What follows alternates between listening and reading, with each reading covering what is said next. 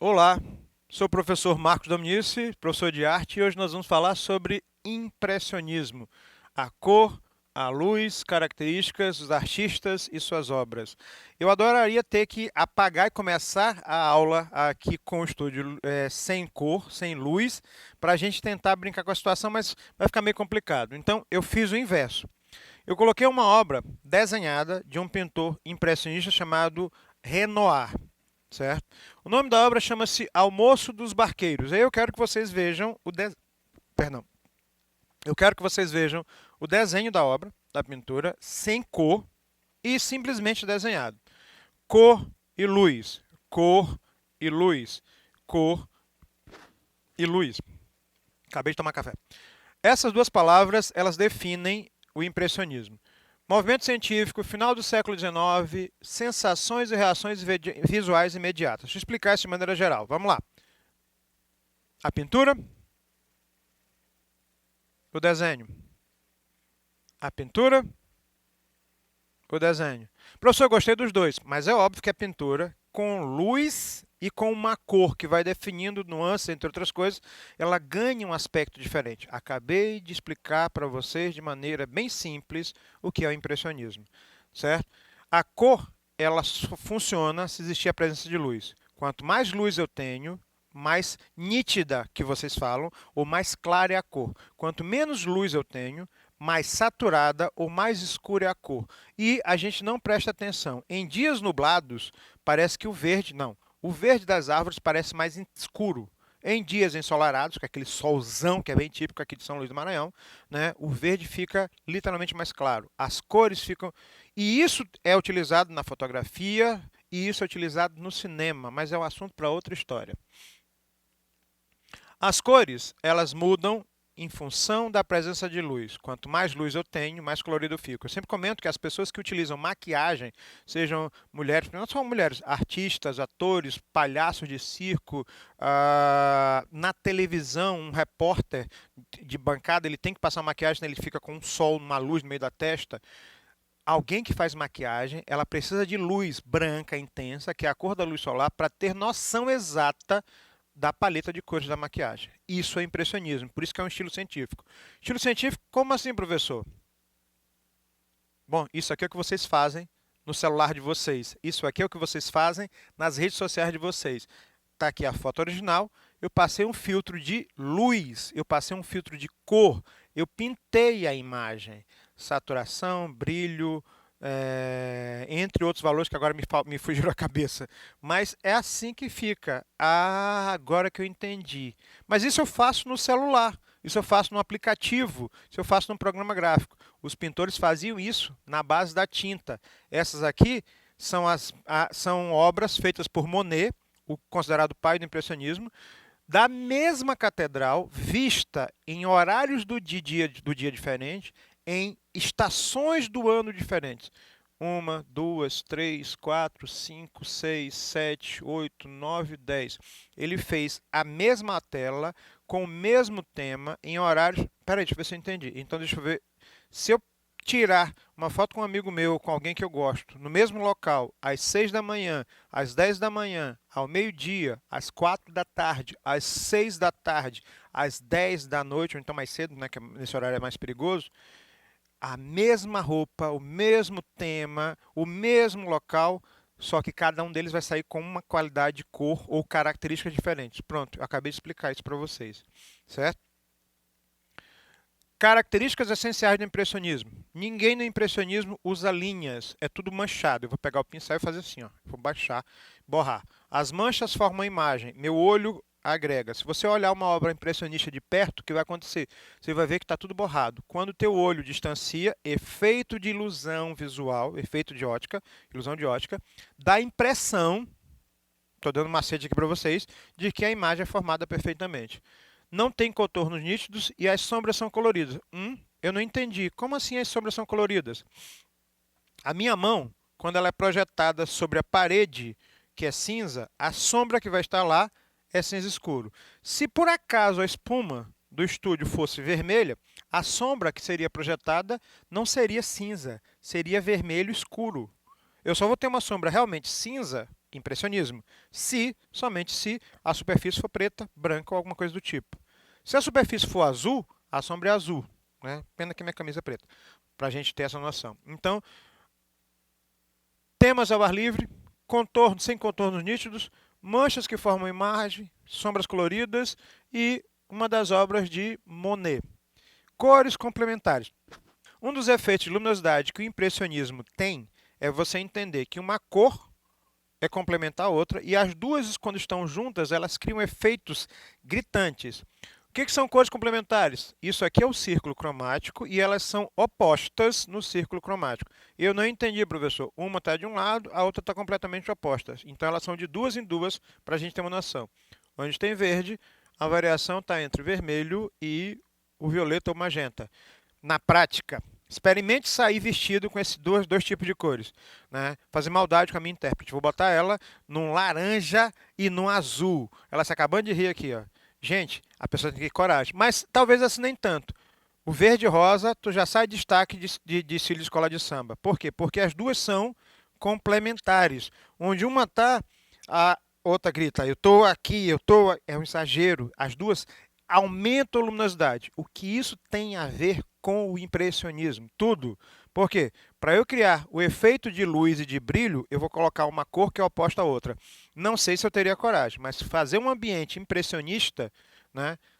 Perdão, um ambiente com cores complementares, isso dói na vista, isso incomoda. Eu vou deixar aqui, depois quem estiver no YouTube, congela a imagem. Ou então puxa essa imagem, foca no meio aqui da bandeira, conta 30 segundos, 1, 2, 3, e depois desvia o olhar para uma parede branca ou cinza. O que você vai ter? Você vai ter a bandeira do Brasil nas cores complementares: verde, amarelo, azul e branca. São as cores opostas. Oh, pois é.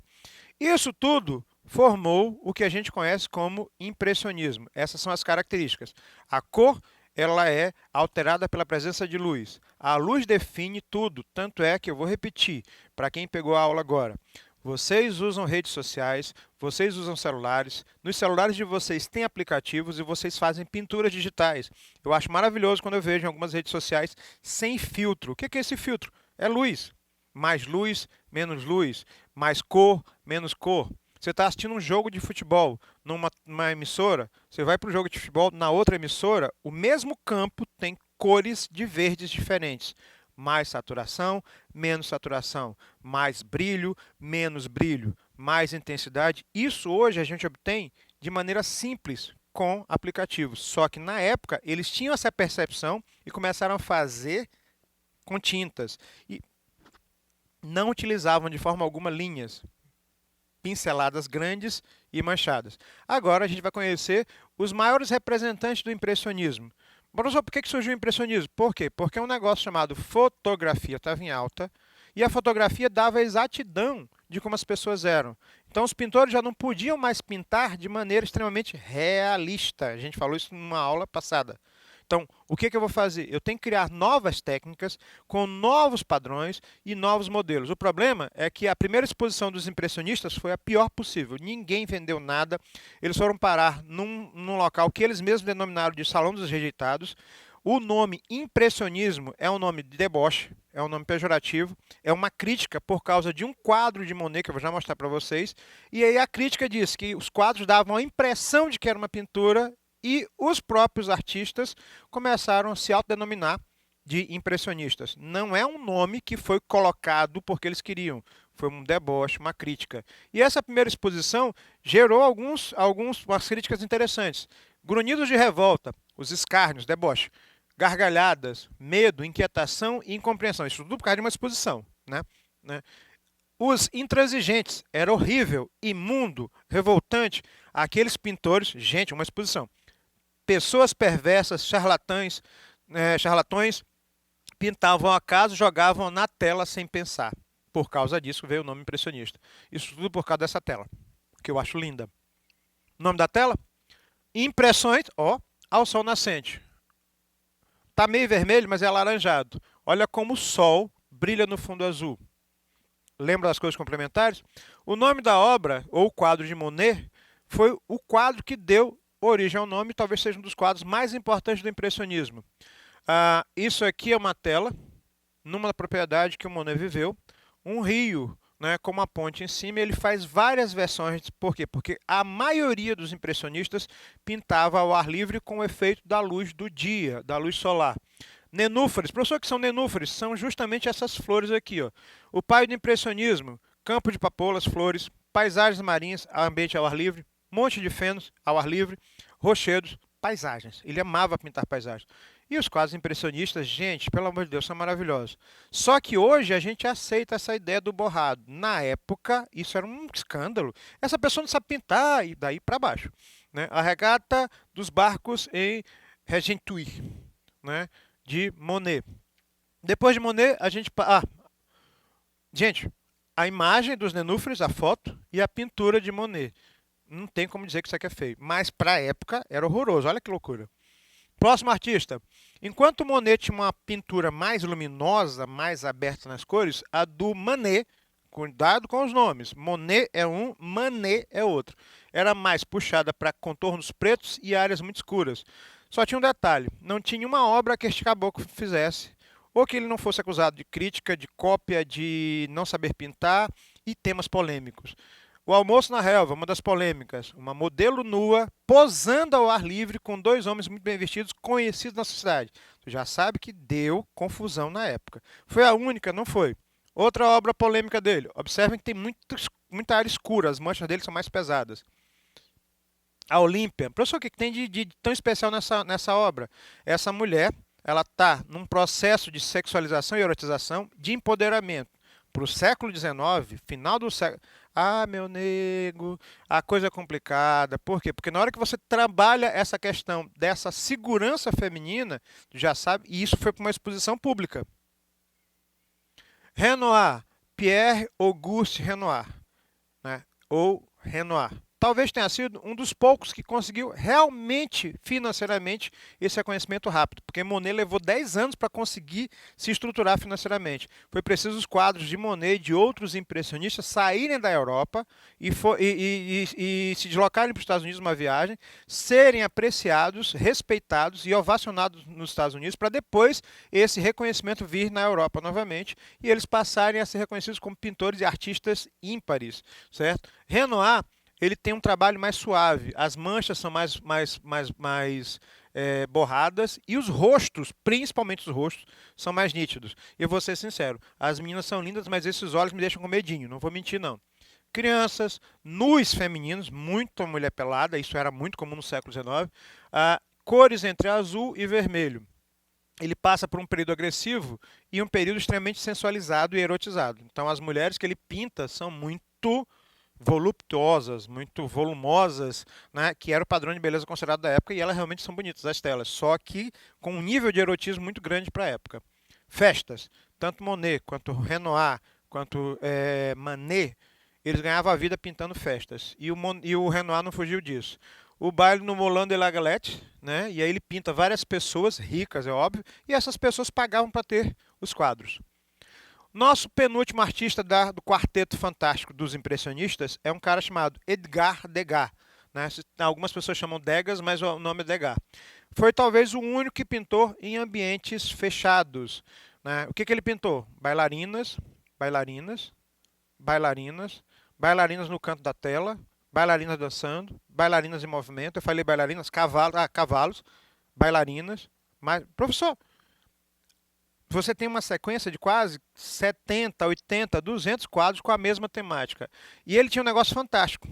Um bailarino, uma bailarina, ele não para o movimento, ela não para o movimento para ser fotografado. É como se a pintura dele fosse uma fotografia daquele momento. Então ele vai lá, rabisca essas bailarinas em movimento, ou os cavalos, tem uma linha de quadros de cavalos em movimento, e congela o movimento quase de maneira fotográfica.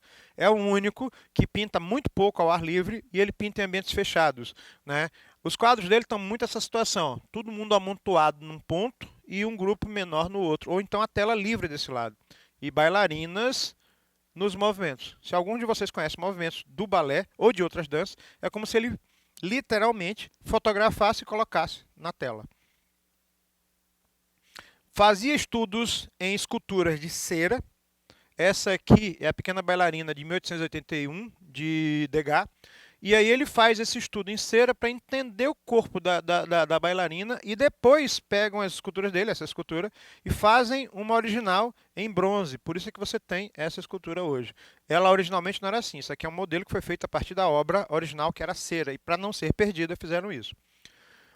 Os nossos últimos pintores são pintores que fizeram parte do movimento, foram importantes, mas a história meio que é meio perversa com eles. Camille Pissarro, ou Pissarro, né? Que é um pintor que era o mais velho de idade do grupo e ele era o cara do deixa disso, vamos parar, se acalmem, né? Porque Monet e Manet eram parceiros de trabalho, mas digamos assim, eles divergiam em alguns pontos de vista, né? De todos os pintores, o Monet cria, junto com um acordo com os outros pintores, regras específicas de como todo mundo tinha que pintar. E acaba que um outro divergia e aí já sabe que é confusão. E esse cara aqui era o cara do calma, vamos se entender e tal. A gente está passando fome. Gente, artista precisa trabalhar. A obra do artista é maravilhosa, mas é para ele sobreviver.